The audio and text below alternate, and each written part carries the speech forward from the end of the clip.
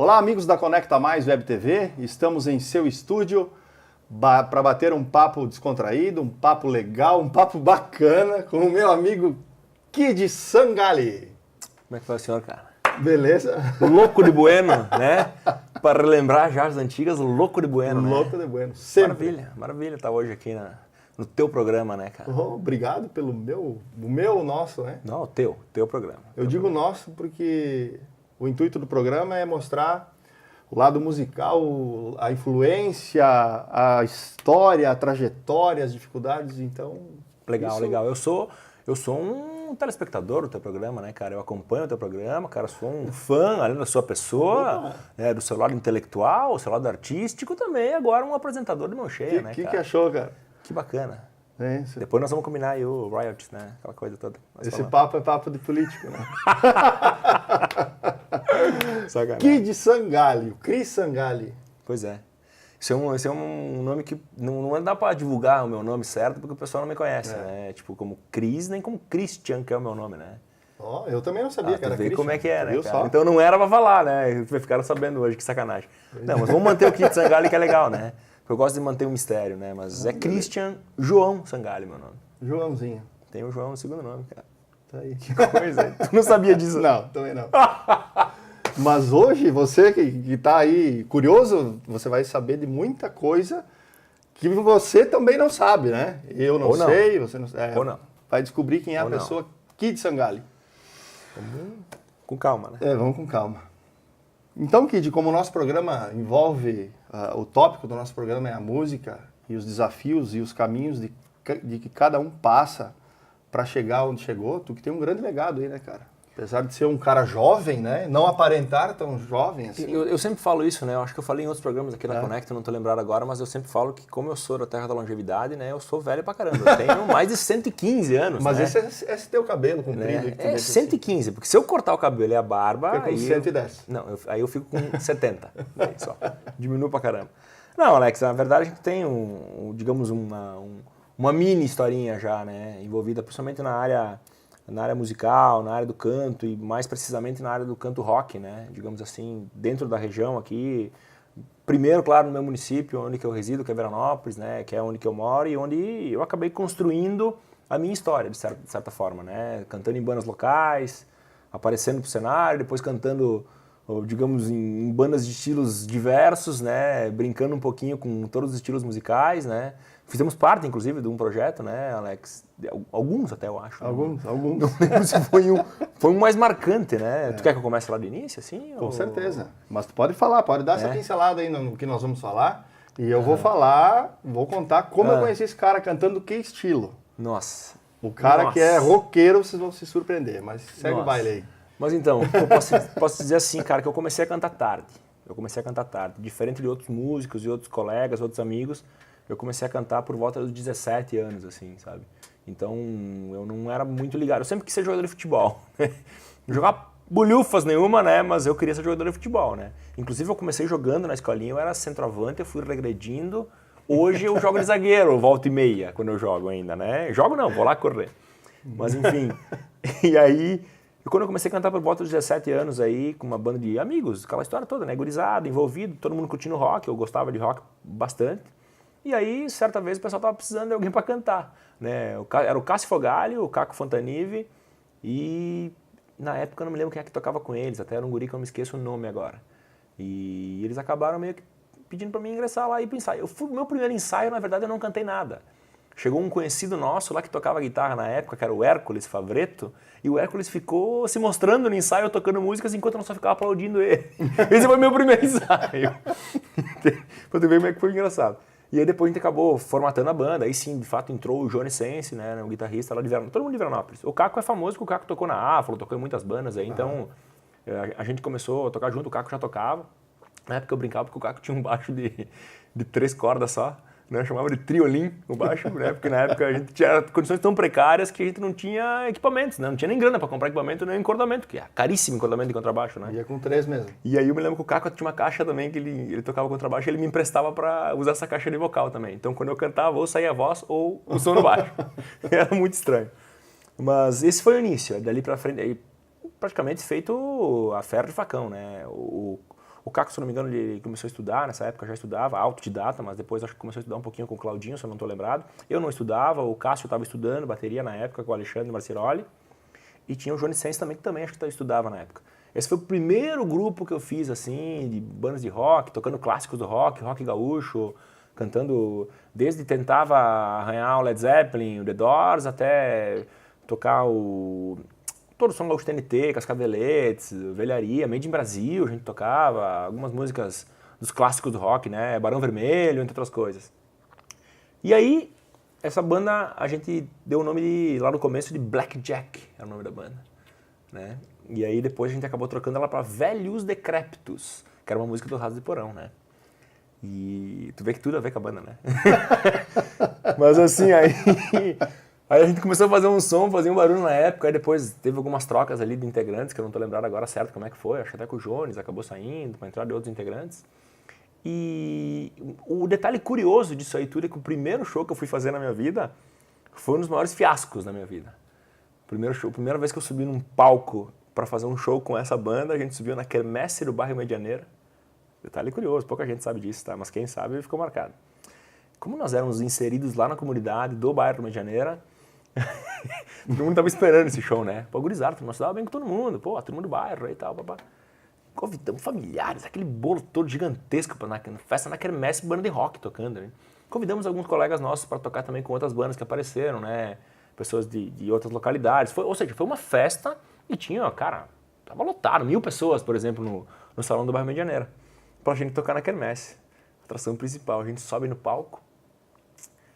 Era uma fase na minha juventude em que o pessoal começa, não façam isso em casa, por favor, tá, gurizada, pelo amor de Deus. O cara começava a tomar umas canjibrinas a mais, né? A gente fez a concentração toda tomando a tal da canjibrina, né? E nossos amigos envolvidos, aquela turma, né? E a gente subiu no palco, a gente tocou meia música, eu acho. Ou uma música e meia, não tô lembrado como é que foi, nós fomos expulsos do palco. Estava todo mundo alterado, né? De certa forma foi um fiascão para todo mundo. Eu me lembro que a gente não fez fiasco, digamos assim, propositalmente, mas de certa forma eu me lembro que eu fui querer agitar e nesse agito meu eu acabei tocando com as mãos nos pratos do baterista, caiu os pratos para frente. A bateria era emprestada do meu padrinho, inclusive era o equipamento de som, que é o Kiko Sangalli, né? O Kiko, pra quem não sabe, é o meu padrinho, grande músico lá de Veranópolis. E aí, na hora subiu os festeiros no palco e tal, lá nos tiraram do palco. E ali, como eu tinha um sonho de cantar, automaticamente eu acabei já, né? Porque, tipo, eu disse, não quero mais isso na minha vida, né? O fiasco que eu passei, meus amigos, coloquei numa situação de risco e meus familiares e tal, e não foi legal. E a gente ficou meio que... Eu estagnei, fiquei um tempo, assim, sem cantar. Aí depois de um tempo, assim, que eu fiquei ali... Tá, mas peraí, uma curiosidade a mais. Da onde partiu a ideia de fazer uma festa de quermesse, uma festa de capela, botar uma banda de rock? Não, mas aí que tá, isso era no final dos anos 90, e eu acho que, pô, tu se lembra, né? Tu é da minha idade um pouquinho mais avançado, né? Apesar de eu ser mais velho que tu, uma centena de anos. Mas assim, meu querido, sabe que os anos 80 e 90 a gente tinha uma cultura de rock muito grande na nossa região aqui, né? Principalmente inserido... Veranópolis era um polo do rock, né? As festas em Veranópolis eram sensacionais nos anos 90. Eu cresci nesse ambiente. Talvez eu goste de rock hoje porque eu vivi a minha puberdade, adolescência, a minha fase de preparar para ser um adulto ouvindo rock, e rock é o que tocava em Veranópolis. Tu fazia qualquer festa nessa época aí, desde a escolha de uma Soberana, da escolha da Garota Verão, até uma festa lá numa boate normal, era só rock que tocava. Outros estilos não se criavam, entende? E por ser uma quermesse, que a gente sabe que a quermesse tem todo aquele lado tradicional, que envolve praticamente aquela parte dançante da festa, né? O jantar dançante, aquela coisa toda, isso estava inserido na quermesse de todos os estilos. Só que como a gente era, vamos dizer, aquela banda nova, que todo mundo estava esperando muita coisa, o pessoal estava acompanhando o nosso crescimento. Tu entende? E aí daqui a pouco foi algo que começou a turbinar e os caras pensaram, não, vamos ver esses caras têm algo a apresentar. E aí a gente acabou fazendo isso. No caso, foi involuntário, tá? Alguns movimentos. Mas a gente estava alterado. E aí, inclusive, saiu uma fala no microfone que eu fui querer me defender na hora que veio um festeiro me tirar. E aí saiu no microfone, estão tirando nós do palco, vai todo mundo. E saiu no microfone isso. Ou seja, foi... Repetindo, né? Não uma tragédia. façam isso. Não façam isso. Por favor, gurizada, não façam em casa. Mas foi uma tragédia, né? Ou seja, a primeira vez que subi num palco. Mas ficou marcado. Tinha uns 18 anos já, Kid. 17 para 18. 17, 18 anos por aí, né? Cara, eu não lembro certo se foi o ano de 98 ou 99, isso. Mas eu tava envolvido por aí, nessa faixa aí, um pouco menos, talvez, 16, 17. Não sei fazer as contas agora também, né? Me parece coisa difícil, não me lembro. Mas enfim, dei uma segurada na questão do canto nessa época e também não achava que eu cantava bem na época, né? Era mais um entusiasta do rock, né? Ele queria estar no palco, fazer parte daquilo, mas eu sabia das minhas limitações e eu não estudava, tentava me puxar, né? Aprendendo meio que engatinhando. O meu pai sempre cantou, eu sempre acompanhei meu pai nos ensaios desde quando eu era criança. Meu pai cantou baile um tempão, Os Dominantes, o Blue Moon, entre outros conjuntos, né? Que ele fez parte, o meu coroa, e eu acompanhei esse processo todo, né? Mesmo como uma criança eu me envolvi, de certa forma. Apesar de meu pai não ser um músico instrumentista, nada, ele cantava, e nessas rodas de canto eu estava inserido, né? Meu pai sempre cantou samba, carnaval, mas adorava Jovem Guarda também. E eu acabei meio crescendo nesse ambiente, digamos assim. E fui pegando as coisas meio que na corrida, nesse primeiro momento. Aí, o que acontece? Logo depois, por insistência de um amigo em comum que a gente tinha na época, que o Israel de Quadri, né? Ele foi o baterista da banda Avalon depois, né? O Israel depois acabou tomando outros caminhos da vida que a gente sabe que... Não sei para que lado que ele está agora, essa é a realidade. Mas ele na época ele me encheu o saco. O Israel, ele era um cara meio que na comunidade assim, como é que eu posso dizer... meio que turbinava a gurizada, sabe? A galera nova, ou que tinha alguma coisa que ele via, né? Descobria alguns talentos, desde o cara que ia lá dançar, lutar capoeira, porque ele era professor de capoeira na época, ao cara que tava afim de querer tocar, ele sempre incentivava pra caramba. E naquela época ele me conhecia de cantando nas antigas, me encheu o saco. Vamos fazer uma banda, preciso de vocalista, Mas, cara, eu larguei. Estufou tanto pra voltar a cantar, que ele fez uma banda e eu acabei entrando numa banda com ele, né? E nós tínhamos uma banda que eu chegava para fazer alguns testes lá na banda, alguns ensaios, éramos eu, ele e 2 guitarristas, né, na de Veranópolis. O Graciano Migão e o Renato Baggio. E não tínhamos baixista. Era muito interessante esse ensaio, porque era um ensaio sem baixo, né? A gente começou a querer testar, ninguém queria tocar baixo. O baixo era um músico em extinção, na época, em Veranópolis, né? Já não existia e estava extinto praticamente. Né? E aí, no decorrer da história, algum camarada meu acabou comprando um contrabaixo e acabou tocando, né? Que era o Renato Scalco do bairro Medianeira, que depois nem foi baixista, não. Só aquela época meio que foi entusiasta da história, comprou, aprendeu a fazer 3, 4 notinhas e saiu a tocar com a gente. E aí eu comecei a voltar a cantar, me interessei um pouquinho. Não tinha muito tesão, ia meio praticamente forçado para não... como é que eu posso dizer? Aquela questão de ter amizade mesmo com o cara me estufar, me encher o saco e tal. Pá, vamos tocar. E aí eu comecei aos poucos, ir me interessando. Nesse processo todo aí, essa banda acabou, né, de certa forma. Mas rolou o primeiro show daí? A gente fez alguns shows. Sem concentração? Com concentração. Teve um show clássico que a gente fez lá, que foi uma época de carnaval, em que tinha um festival de banda, que foi feito também no bairro Medianeira, né? Eu era morador do bairro Medianeira, tá no meu coração, bairro Medianeira, em Veranópolis. Eu não moro mais do bairro Medianeira. Mas aí, nessa questão de fazer alguns shows aí, a gente tinha um show de festival de bandas na pracinha do bairro Medianeira. Isso acontecia, era comum acontecer em Veranópolis, com o então vereador Vlad Scorsato. E aí, certa vez eu subi num palco, uma cachaça valendo, era carnaval, imagina, o cara na concentração de carnaval. O tal do nosso parceiro Israel, ele veio me pegar, eu estava dormindo na concentração, pra ter uma ideia. E aí acontece o quê? Subi no palco, eu cheguei a cair desse caminhão, né, nesse show. Então foi algumas coisas que aconteceram no começo, né, Alex? E depois, aí sim, aí dali pra frente, quando a gente deu... Essa banda acabou dando uma pausa aí, acabou não dando desentendimentos, né? Algumas coisas não queria. A gente queria levar pra frente alguma história, aí o Israel começou a puxar pra trás, dividiu-se a banda.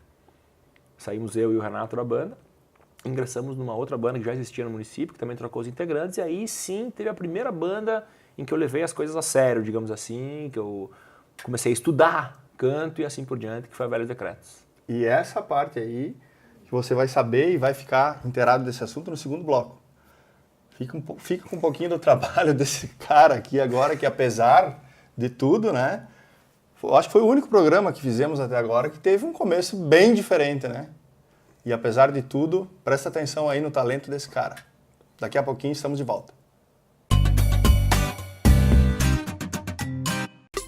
Adilnet Telecom. Soluções em internet, telefone fixo e data center. Contrate já pelo 10355.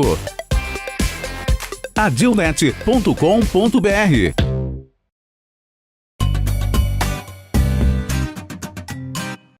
De volta então para o segundo bloco do programa No Tom, batendo um papo e conhecendo a história do nosso carismático Cris Sangalli. Que início, hein, Kid?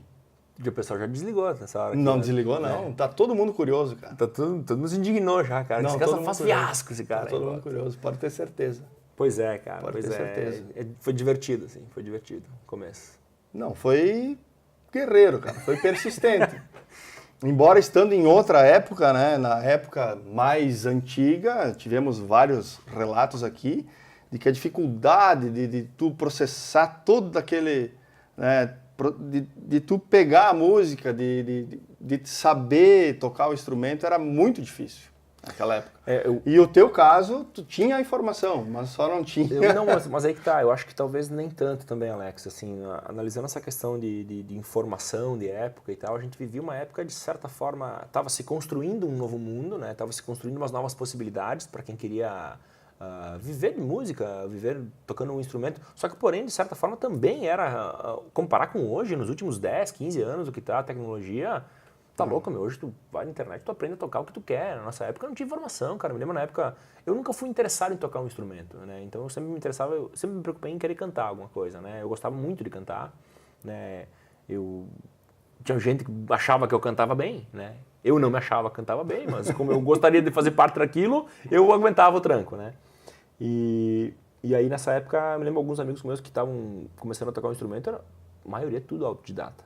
Dificilmente o pessoal foi buscar informação depois, né? Eu acho que o primeiro cara que começou a dar aula, de certa forma, em Veranópolis, profissional mesmo, foi o Cláudio, né? Antes disso a gente tinha alguns professores assim, mas era um ensino, de certa forma, arcaico, né? Aulas em grupo, aulas lá, onde o pessoal aprendia a fazer algumas coisas e... Sabe, não era dar um segmento, digamos assim, né? Eram algumas noções básicas para o pessoal aprender, pelo menos do que eu tenho de realidade. Eu não sei agora, de repente o Johnny relatou alguma coisa. De repente vem alguém mais velho aqui e fala algo diferente, né? Mas o que eu me lembro era isso. Inclusive a aula de canto, então, não se via isso. Sabe, tu não conhecia. E aí que tá. Dali pra frente, quando eu comecei a me interessar um pouco por canto, que eu fui começar a estudar canto, foi a partir de 2001, 2002. 2002, se eu não estou lembrado. E eu tive que ir para a Bento Gonçalves estudar aula de canto, né? Eu conheci o Maurício Tusset, que ele cantava então na banda Realce Bis, uma banda bem famosa da cena do baile e tal, e cantou rock um tempão. E eu me lembro que eu vi ele cantando com a banda Púrpura na Soal, em Veranópolis, uma vez. Pô, ele tocou aqueles clássicos do rock lá, e que na época eu tava apaixonado por isso, só escutava isso, né? Então tu vê o cara cantando AC/DC, vê o cara cantando Deep Purple, Iron Maiden, vê o cara cantando aquelas músicas lá que tá ambientado, que tu gosta, que tu tem orgasmos múltiplos em casa ouvindo, né? Ainda mais numa época em que, pô, a gente se emprestava CD para não gravar a fita do outro, né? Era aquela coisa toda, né? Dificilmente tu comprava um CD. Tu acabava pedindo emprestado alguma coisa. Eu me lembro que eu ligava pra rádio para poder gravar alguma música e tocava na rádio. Aí tu dizia, não fala nada que eu preciso. Pois é, dali um pouco tu... Tinha uma rádio famosa que eu ligava pra rádio de fora de Veranópolis também, que eu queria ouvir, né? E tinha uma rádio que eu me lembro até hoje, que eu ligava, que tinha um programa bem legal na madruga, que era a Rádio Continental. Aí tinha aquele intervalo no meio, quando tocava algumas músicas dos anos 80, que eu tinha começado a curtir alguns sons dos anos 80, eles tocavam lá, tipo, tocavam um Queen, saiu Continental. No meio assim da música, dava vontade de quebrar a fita, já em 500 pedaços. Mas era divertido. Uma época divertida e que valeu a pena, assim, cara. Acho que valeu a pena. Foi diferente, eu vejo muitas coisas hoje assim, tem aquele lado saudosista, né, nostálgico, mas era uma época diferente que a gente aprendeu algumas coisas e leva ensinamentos por resto da vida, porque sabe o quanto difícil foi, né? Hoje a informação vem muito fácil, né? É muita informação, isso nos atrapalha, mas vem muito fácil, né? Com certeza. Mas eu estava dizendo na questão de estudo de canto ali, e eu comecei a fazer aula com o Maurício Tusset nessa época. E aí que eu tive a primeira banda, que eu só contei, deixa eu contar um pouco de uma banda legal que eu tive, né? Que eu só contei história frescura até agora, pra galera estão achando que eu sou um bosta, né? Que eu sou, mas vamos concluir. Né? Não, menos. Eu vejo, pelo lado do público, eu penso que eles devem estar pensando o seguinte, eu vejo isso. O que esse cara canta? Será que ele canta? Porque, cara, com o início desses aí, velho, já chutava o pau da barraca, sim, que nem mas eu chutei, aí que tá. Por isso assim, ó, eu relutei em continuar isso, né? Como eu te disse, por um bom tempo eu ainda dividi atenções e eu queria muito, assim, eu assumo, eu queria muito ser jogador de futebol. Esse era o meu maior sonho na minha vida. Eu nunca fui um grande jogador de futebol. Olha que bizarrino, né? Talvez se eu tivesse me interessado antes por alguma outra coisa, mas não, por muito tempo eu me dediquei muito ao futebol, sabe? Eu passava o dia inteiro jogando futebol. Uma época então de escolinha, puberdade, adolescência ali, que eu estava muito inserido nisso e eu queria só saber disso. Então eu passava final de semana em que eu não sabia, aí que tá, eu queria tanto futebol, mas eu não sabia onde eu queria chegar, porque ao mesmo tempo eu acabei dividindo o futebol com a noite, sacou? E uma coisa não tem nada a ver com a outra, né? A gente sabe disso, né? Não dá tem certo. que ter disciplina, né? E a questão musical acabou me atrapalhando, eu fiquei em momentos divididos, assim, e justamente nesse momento eu acabei dando start de que o futebol ficou em segundo plano. Aí foi uma época da vida em que eu praticamente larguei de jogar futebol, né? Que foi 2001, 2002. Me encarnei em querer me apresentar, em tocar, em subir num palco. Só que aí vem o outro lado, né? Foi a primeira banda que eu fiz um lance legal em que todos estudavam. Foi uma banda chamada Velhos Decretos, né? Uma banda em que tocávamos eu, Felipe Gasparetto, o Renato Baggio, nós saímos da banda anterior, o Alan Shore e o Moisés Costa. Ele era irmão do Bosch. O saudoso Bosch, tecladista aí, pra quem não sabe, tocou na Avalon, tocou na Sociedade Anônima, uma banda muito famosa que nos anos 90 chegou a fazer uma tour em São Paulo, abriu o show no Mamonas Assassinas, né? Fez um sucesso relativo na época o Bosch tocou. E nessa banda Velhos Decretos a gente começou a se puxar um pouco mais, como eu disse, era uma época difícil de tu poder se apresentar, né? Porque tu não tinha muito... Tu queria tocar, ensaiar, a gente ensaiava quase todos os dias, fim de semana passava ensaiando, mas não trabalhava o marketing, não tinha um Facebook, não tinha um YouTube, não tinha internet para nos auxiliar. Então a gente não sabia como divulgar isso. Nós éramos apaixonados pelo esquema, nós queríamos viver disso, só que a gente não fazia nada para se apresentar para o público para ir atrás. Então nós fizemos pouquíssimos shows, perto do que a gente tinha condição de fazer, né? A gente chegou num nível aceitável, digamos assim, para a noite. E aí começou a aparecer algumas coisas legais que aí deu um impulso, digamos assim, na banda de todos que gostariam de viver de música da época, que é tu ver um garoto jovem de 20 anos, que nós tínhamos todos isso aí, e começou a pintar alguns festivais em que a gente se destacou. E chegou a conquistar alguns festivais. Por exemplo, a gente acabou se inscrevendo, o primeiro festival que aconteceu foi em 2002, foi o Vera Rock, que era um festival feito durante a Vera Fest, que era uma festa que teve lá em Vera uma vez só, né? Substituiu a Femação por um período, mas aconteceu uma vez só em Veranópolis, e aí fizeram um concurso chamado Vera Rock. Pô, todas as bandas do município se inscreveram na época, músicos mais tradicionais que a gente foi lá e premiava música própria. A gente fez a música própria e ganhou com a música própria. Também foram premiados os destaques individuais.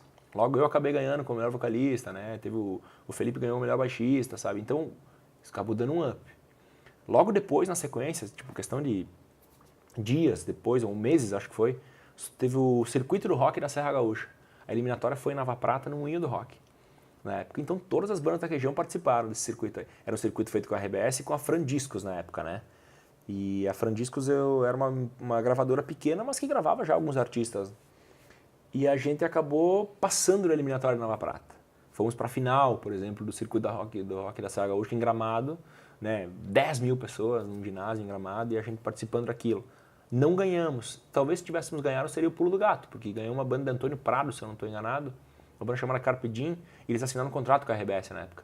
Eles gravaram um disco, participaram, por exemplo, de todos os shows da Garota Verão, eles tocavam, sabe? Entre outras coisas do tipo, né?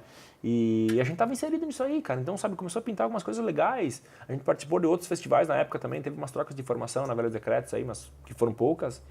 A gente participou de um concurso em Casca, certa vez, que participou mais de 30 bandas, por exemplo. E nesse concurso aí, foi no Armazém do Som, era o nome do lugar. E o prêmio era uma batera.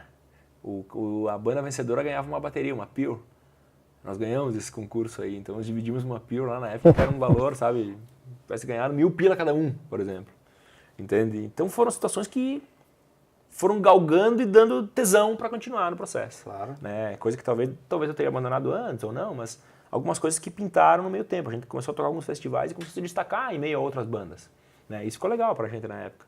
E foi uma banda que foi a primeira vez que a gente fez alguma coisa que gravou, botou um som autoral, começou a pensar um pouco diferente, começou a pensar em, pô, é diferente, cara, subir num palco, fazer um bom show, sabe? Não é só ser porra louca e subir, fazer fiasco, né? A gente começou a se preocupar com alguns fatores extras, assim, de querer viver uma vida de artista mesmo, né?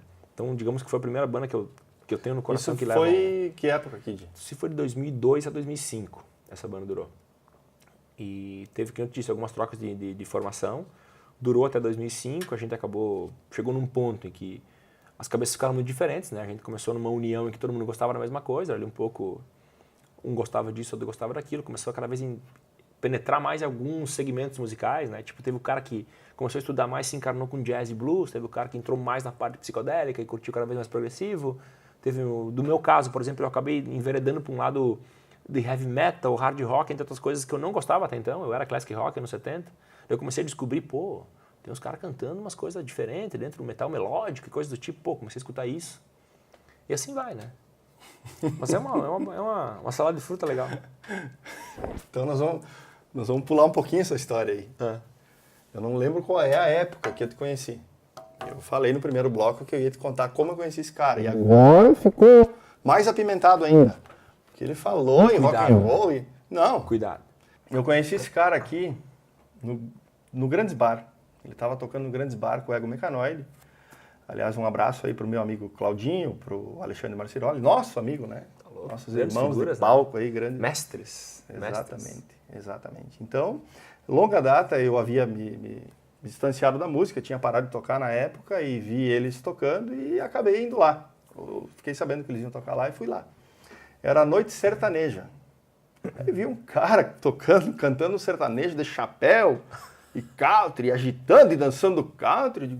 Acabou, fui lá, cumprimentei o Claudinho, cumprimentei ele, disse, ô meu, parabéns, velho, showzaço.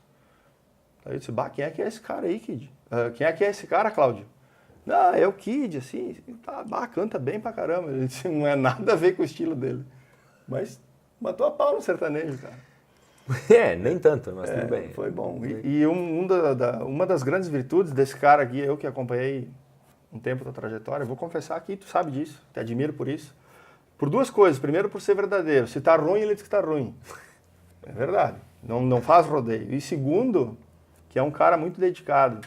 Você que está nos acompanhando e tem o sonho de cantar ou de tocar, tu já viu tudo que aconteceu com ele, né? E ele não parou e não desistiu.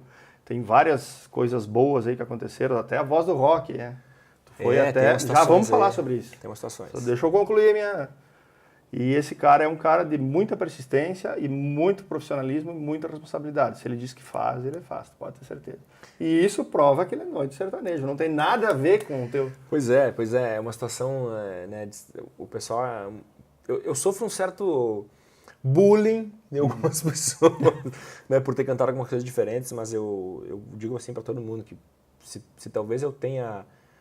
eu sou teimoso também, um dos meus problemas é ser muito teimoso e talvez isso tenha me ajudado a continuar um pouco na questão musical, mas não que eu tenha um sucesso na questão musical, né, mas eu acho que onde eu quis chegar aos poucos eu fui chegando, sabe, meu, eu não sou um cara que vive de música hoje, eu não pago minhas contas com música hoje, a música complementa a minha renda, né, então talvez eu não me sinta um cara com sucesso dentro da música.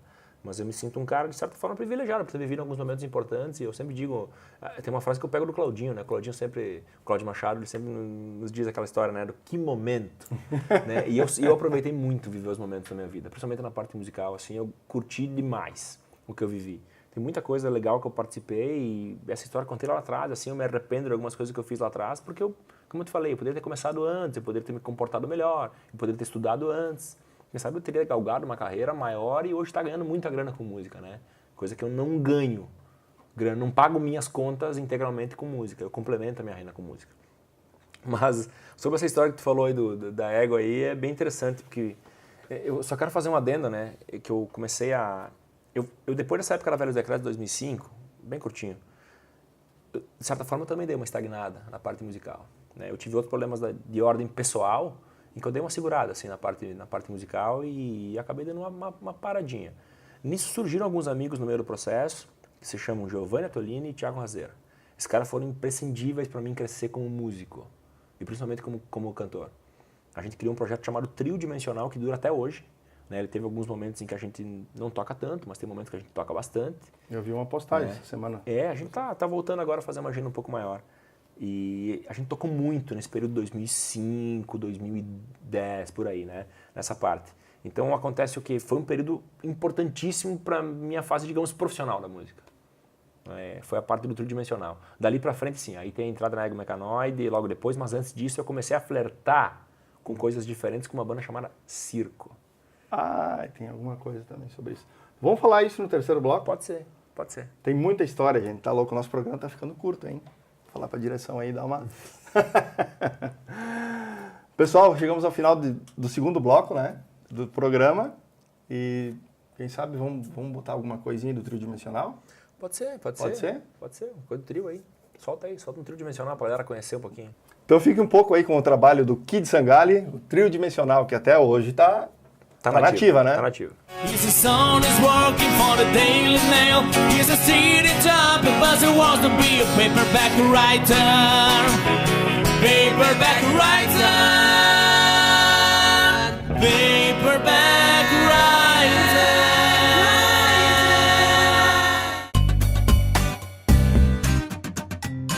Zeppelin Rock Bar possui um estilo próprio onde o elemento principal é o rock and roll. O bar oferece bebidas de qualidade, chopp artesanal e drinks especiais, além das deliciosas e tradicionais pizzas do Beppe. Muito mais que um lugar para sentar e beber. O Zeppelin Rock Bar é um espaço para o seu happy hour com a família e amigos. Todas as sextas com música ao vivo. Zeppelin Rock Bar, Soal, em Veranópolis.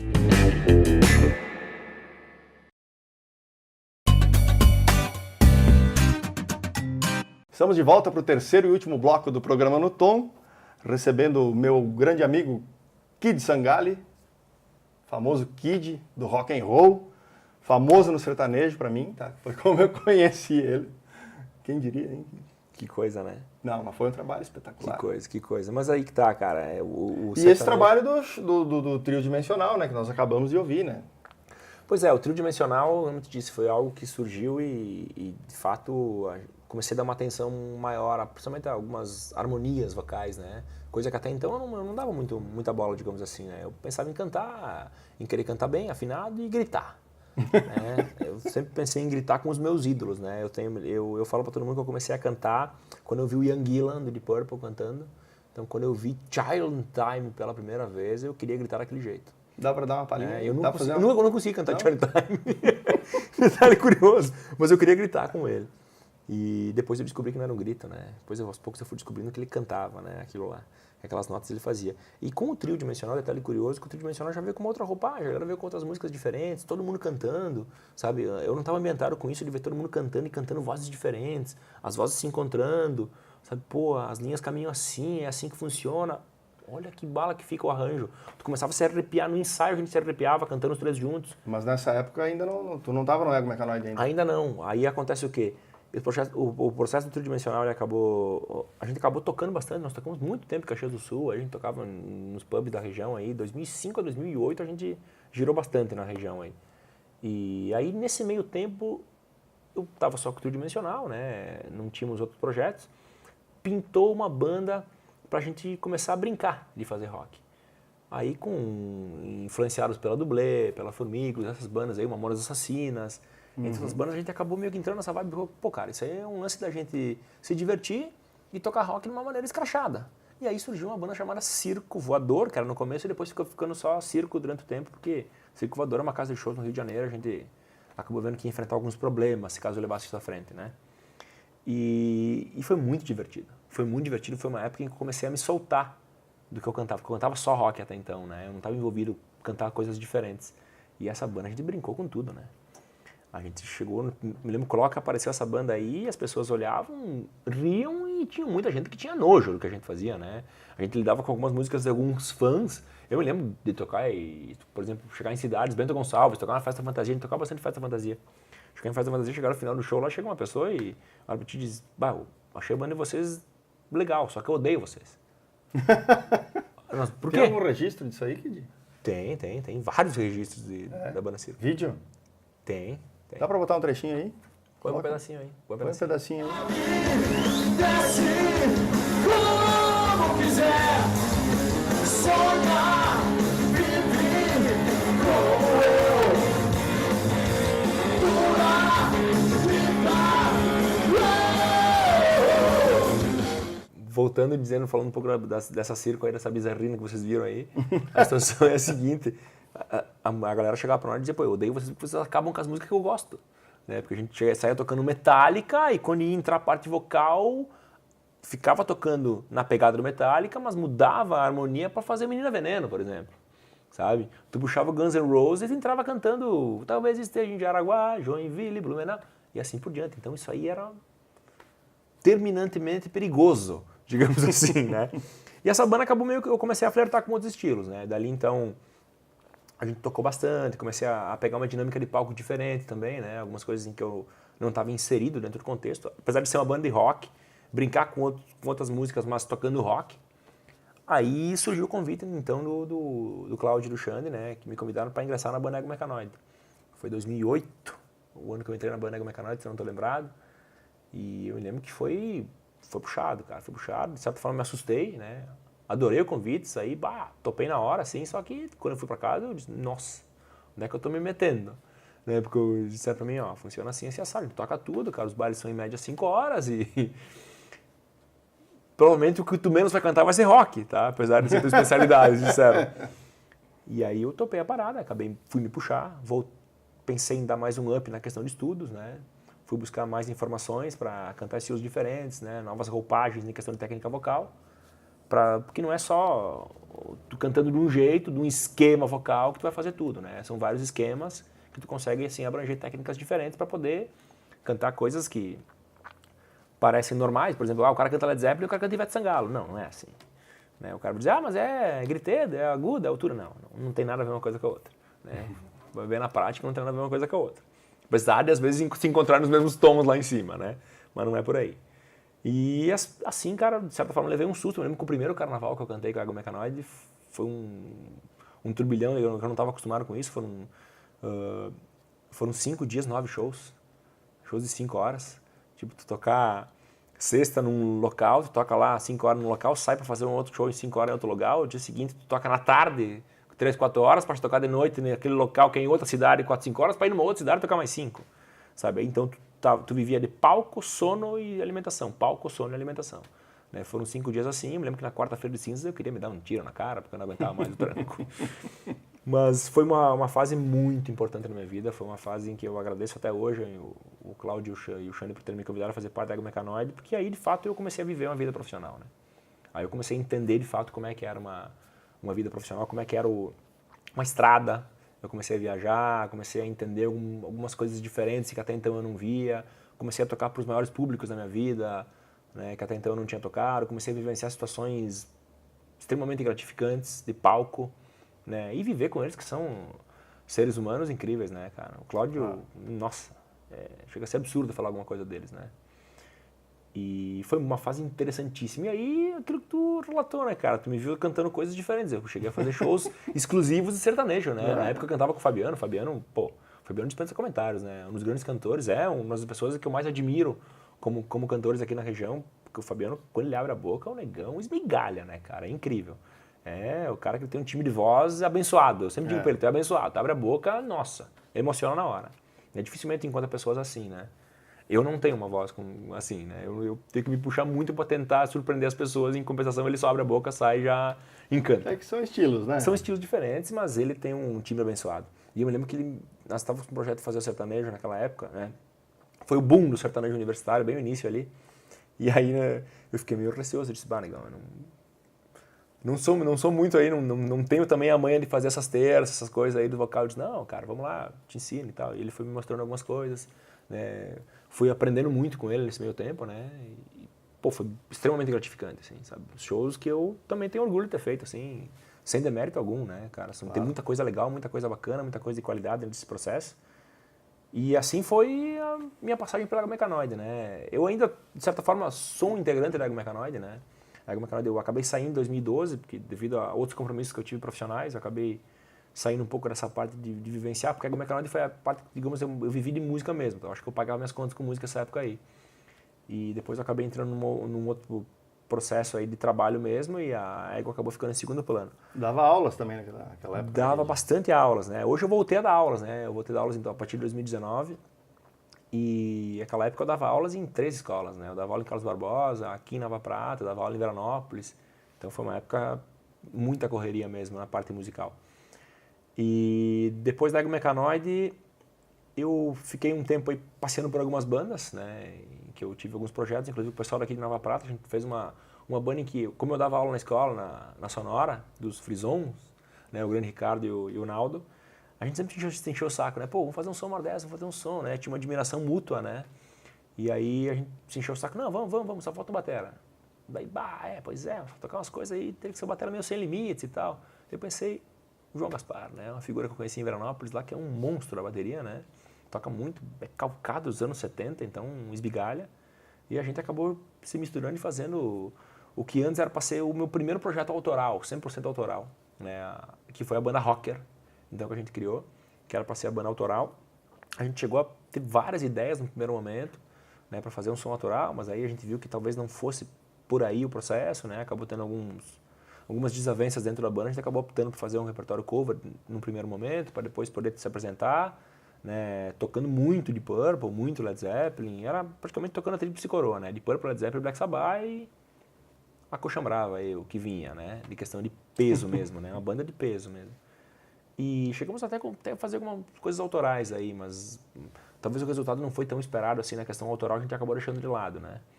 E foi uma banda que durou um tempo e, cara, era uma bandaça, assim, cara. Acho que foi um dos trabalhos de maior qualidade que eu tive com músicos, que eu digo, sem limites. Né? A gente podia tocar o que a gente queria naquela banda que ia conseguir executar e ia encantar quem assistisse, né? Era uma banda, uma super banda, digamos assim, que eu consegui fazer parte. Né? Acho que durou uns 2 anos essa banda, a gente tocou 2012, 2014, por aí, se eu não estou enganado. Agora. E a partir de 2015, daí eu criei o meu projeto autoral, chamado Louder, né, que aí de fato eu consegui gravar o primeiro disco, que inclusive está aqui, né, é um EP, né, são 5 músicas autorais, então esse Deixa um som de fundo aí, cara, para nós. Esse aqui é para ti, inclusive, né, representa para ti, né, cara. Inclusive tem um encarte aí, tu pode ver que eu estou no encarte jovem, né. Muito obrigado. E esse foi o... Tá jovem? Tô jovem, né, deve ter uma foto central ali, ó, depois o pessoal coloca aí. E esse foi um trabalho que foi, cara, um orgulho, né? Esse é um orgulho que eu consegui fazer, consegui executar, junto na companhia do Gil Atolini também, companheiro do Tridimensional, com o Ricardo Leduro Gotardo, que a gente já estava fazendo um som também vindo da Circo, entre outros projetos que a gente tinha ali. O Maurício Barbieri, que é um músico que eu admiro pra caramba, de Veranópolis, né? Um dos guitarristas que eu conheço aí, que talvez um dos maiores potenciais que a gente já viu por aí, de Veranópolis, acredito que com certeza. E tem um potencial incrível, né? É um grande músico já hoje, imagina onde vai chegar esse guri. E o Felipe Sareta ali, que é o Pedé, também é incrível a qualidade musical e, na verdade, o Pedé ele sempre foi um guitarrista exímio, mas ele é multi-instrumentista e ele acabou encarando na banda tocando bateria. O Pedé é baterista do Louder e o Pedé é um músico fora de série. Pra tudo, verdade. Tudo. Ele abre a boca pra falar alguma coisa, ele tá cantando alguma coisa e tá afinadinho, assim, sabe? Inclusive o processo de gravação do disco foi muito divertido, assim, porque o Pedé, ele ia naquilo que ninguém percebia, só ele percebia e ele tava correto, sabe? É incrível, perfeccionista ao extremo. Então foi um orgulho feito esse projeto aí, o projeto com a Louder, que infelizmente no último ano acabou tendo uma saída do Giovanni, do Maurício e do Pedé, mas a gente tá continuando a banda aí, o Ricardo, com novos integrantes em breve. Devemos anunciá-los com também novas músicas já, né? A gente pretende fazer um full length aí da Louder, né? Um disco, aí sim, um álbum completo, né? Com mais músicas e tocar pra frente, né, cara? No meio de estúdio eu tenho alguns projetos paralelos, mas né? só um pouquinho. Tem certeza que tu começou aos 17 anos? Sim, comecei tarde pra caramba. Tá louco? Né? Tá com 115 comecei tarde mesmo, pra né, caramba. cara? Não, no meio disso eu tenho que falar que eu não posso esquecer que eu tenho o projeto acústico com o Johnny chamado Então vai falando, cara. Black and Dog Led Zeppelin estourando Tributo. Ó, Black and Dog Led Zeppelin Tributo com o Johnny Maziero, né, que a gente começou lá atrás e voltou agora a resgatar nos últimos tempos. Essa semana aí, Johnny, um abraço aí. O Johnny vai estar aí? Hã? O Johnny vai estar aí? Não, essa semana ele me mandou um WhatsApp. Ó, Alex, temos Então, assim, pá. O Johnny, pô, tem que trazer o Johnny aí, meu. O Johnny sim tem história pra caramba, né, O cara? Johnny veio com o Elastic Trio. Ah, ele veio já. Exatamente. E eu falei aqui no Elastic Trio e reforço agora, nós vamos fazer uma entrevista com ele aqui falando sobre a musicoterapia legal, e toda essa história aí que eu acho muito interessante. Legal pra caramba. Mas deixa eu só concluir. Concluir, por O favor. Led Zeppelin Tributo, que é a minha banda favorita dos tempos. Eu tenho também um trabalho feito com Iron Maiden Cover, né, que é a Power Slave, uma banda lá de Veranópolis, que faz alguns shows por aí. Eu tenho também um Bon Jovi Cover, que começou sendo um produto da Louder, hoje ele está independente, é algo fora da Louder, então é um Led Zeppelin, um Bon Jovi Cover, só toca Bon Jovi, mas é uma banda paralela à Louder. Então são projetos que caminham, né, fazendo alguns trabalhos. Eu tive alguns envolvimentos também em algumas bandas aí, desde lá atrás eu acabei ingressando numa banda chamada Captura Híbrida, por um pouco tempo, eu não cheguei a fazer show com a banda, a gente só ensaiou, né, e logo depois a Captura Híbrida acabou se dissipando, né, não aconteceu shows com a minha pessoa, mas eu tive um processo de ensaios, processo inclusive de sons autorais com o pessoal envolvido, com o Babalu e tal, foi uma época bem tri. E mais recentemente com a The King, que é a banda com o Nino Reis, né, uma banda formada em Caxias do Sul, onde a gente formou uma banda com o Nino, que é residente de Caxias. Hoje ele está nos Estados Unidos, o Nino, né, por isso a gente deu uma segurada. O baterista, que até então ele era de Bento Gonçalves, com o guitarrista de Garibaldi, né. O baterista do Bruno Neves, também um super baterista da região, aí, e o guitarrista, o Lucas Saleri, de Garibaldi, e a gente acabou fazendo um som, e agora como o Nino acabou saindo, a banda deu uma estagnada, né, mas o Nino pretende voltar nas férias dele aí no meio do ano, pra gente voltar a fazer algum som aí com a The King, que toca um som anos 80, toca Toto, toca Rush, toca Tears for Fears, toca Billy Idol, e aí vai lá pro AC/DC, pro Guns N' Roses, porque a gente sabe fazer melhor. Um pouco é isso aí, cara. Eu acho que eu não me lembro se eu esqueci de alguma coisa, porque teve algumas coisas no meio aí, cara, sim. né?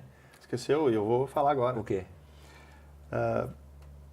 Na verdade, a gente tá com o tempo estourado, né? Mas vamos dar mais um minutinho. Eu quero que tu brevemente fale e conte dessa tua trajetória. Eu acho que foi o ápice da tua carreira, penso eu que acompanhei, no concurso Vozes do Rock, é isso? Ah, legal, cara. Acredito legal. que isso aí foi o teu... Legal. Entende? Onde o pessoal pôde te conhecer a nível Brasil.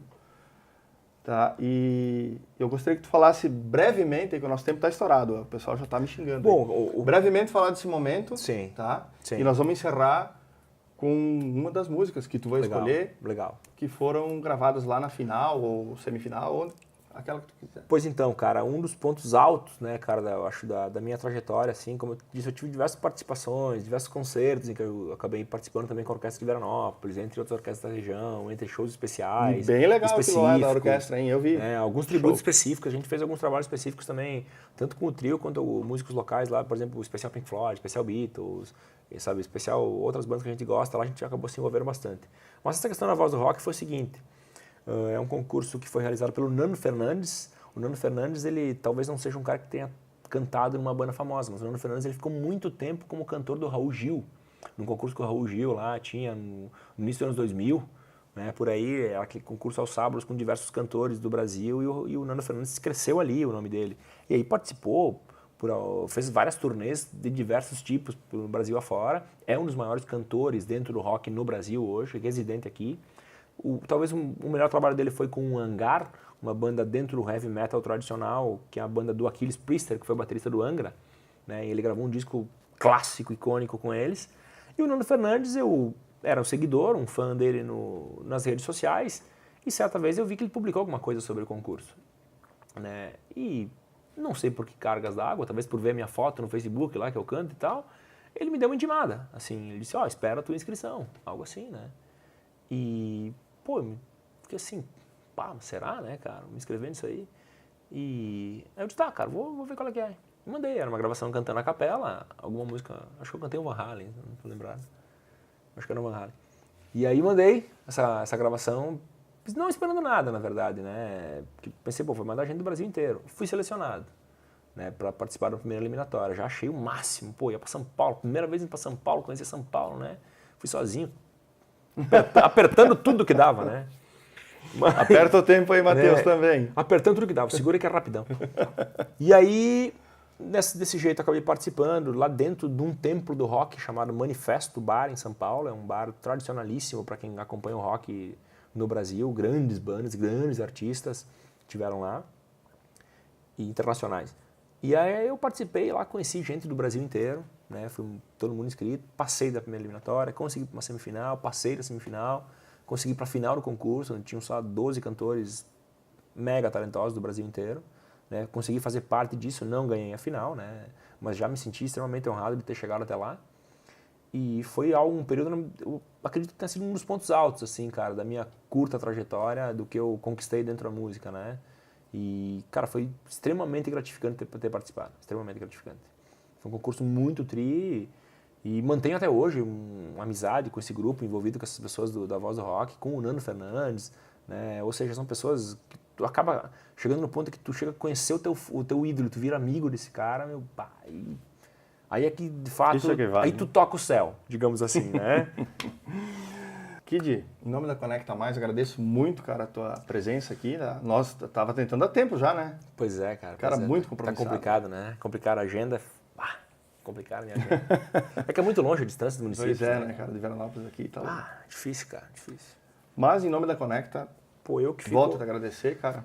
Muito obrigado pela presença. Fico honrado de participar do teu programa, Alex. A gente sabe que, além de estar sendo teu convidado hoje aqui, a gente tem uma amizade de longa data. Com e certeza. Pô, é sensacional estar aqui hoje contigo batendo esse papo aqui, contando um pouquinho da minha vida aí, cara. Pouquinho, Espero que que, tem história, espero que eu né? volte aí uma hora dessa pra gente complementar com mais histórias insanas. Eu vim aqui, Por que eu prometo não? vir aqui contar só histórias bizarras, tá? Meu Só pra gente se divertir. Tem que chamar esse cara aqui no Hora Bolas, hein?